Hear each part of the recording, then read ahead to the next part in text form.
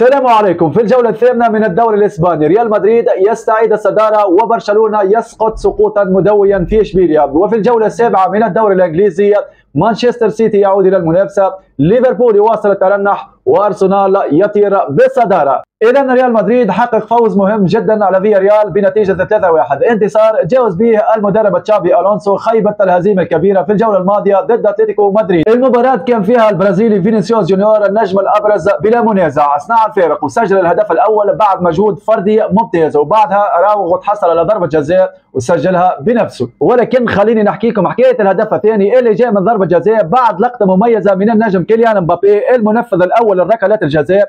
المرة هذه تضامن مع زميله فينيسيوس، نزل عليها وقال له المرة هذه باش تسجلها أنت، حب يدعمه ويطلع له المورال خاطر مستواه طاح ويعيش في فترة شك في المباريات الأخيرة. بعد المباراة كيليان مبابي هبط ستوري على الانستغرام فيها تصويرته هو وكيليان مبابي وكتب عليها دائما على قاربك. اللقطة هذه لقت برشا ردود أفعال إيجابية عجبت جمهور الريال، وتشابي ألونسو علق عليها وقال القرار كان مشترك بيناتهم، ويبقى كيليان مبابي دائما هو المنفذ الأول لضربات الجزاء. الشخصية القوية والقيادية من كيليان مبابي وروح التعاون نتاعو كان لازم يتجاز عليها في المباراة، هذاك عليه كيليان تمكن كالعادة من تسجيل حضوره وسجل الهدف الثالث لريال مدريد.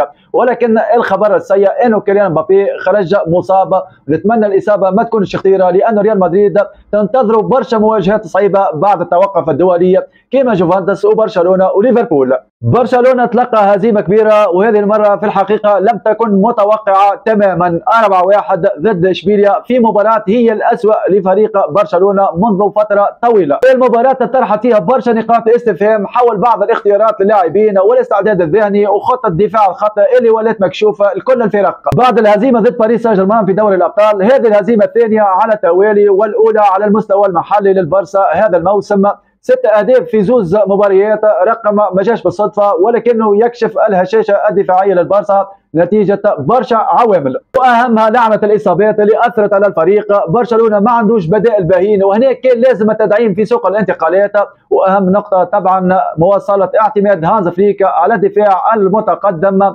اللي أصبح مكشوف لكل الفرق، وهنا ما استغله مدرب اشبيليا اللي قال قبل المباراة وأهمها لعنة الإصابات اللي أثرت على الفريق. برشلونة ما عندوش بدائل باهين، وهنا كان لازم التدعيم في سوق الانتقالات، وأكثر حاجة هي مواصلة هانز فليك الاعتماد على دفاع الخط المتقدم اللي أصبح مكشوف لكل الفرق. واللي أكد كلامي هو تصريح مدرب اشبيليا ماتياس الميدا، واللي قال نقاط ضعف دفاع برشلونة نعرفوها مليح وباش نحاولوا نستغلوها، وبالفعل استغل فريق اشبيليا وتمكن من تسجيل 4 أهداف تاريخية في مرمى برشلونة. وفي النهاية هانز فليك يعطيه الصحة انه رجع شوية من فريق برشلونة، ذلك الفريق المرعب والممتع في نفس الوقت رغم بعض الأسماء المتواضعة. هزيمة جات في وقتها تخلي الفريق يراجع روحه في فترة التوقف الدولي. وفي الدوري الإنجليزي قمة تشيلسي وليفربول انهار فيها فريق الريدز كالعادة في اللحظات القاتلة، وهذه ثاني مباراة على التوالي يخسر فيها فريق ليفربول في اللحظات الأخيرة،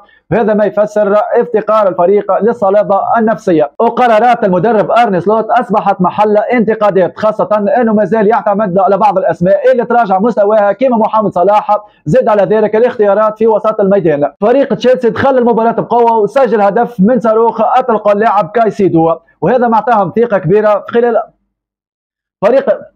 فريق تشيلسي دخل المباراة بقوة وسجل هدف من صاروخ أطلق اللاعب كايسيدو، وهذا معطاهم ثقة كبيرة في الشوط الأول.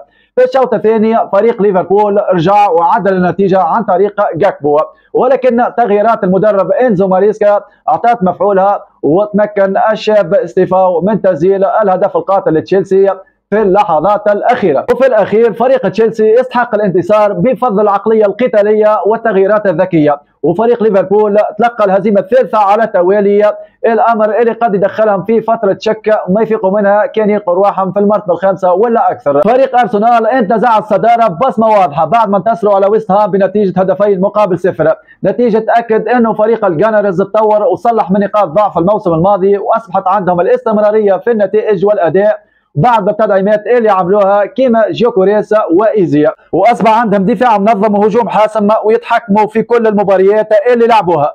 مانشستر سيتي فازوا بصعوبة على برنتفورد بنتيجة هدف مقابل 0، ولكنهم بدأوا يقتربوا من الصدارة بخطوات ثابتة. الهدف الوحيد سجله كالعادة الوحش إيرلينغ هالاند ليستمر في سلسلة التهديف للمباراة التاسعة على التوالي. في هذه المباراة بالذات مانشستر سيتي صحيح فاز بفضل هدف إيرلينغ هالاند، ولكن أيضا بفضل التصديات الحاسمة للحارس دوناروما. وأسوأ ما جاء في هذه المباراة هي إصابة أسد وسط الميدان رودريا، واللي إذا كانت أكدت إصابته لفترة طويلة يعني مانشستر سيتي باش يرجع للنتائج المذبذبة كما في الموسم الماضي في فترة غيابه.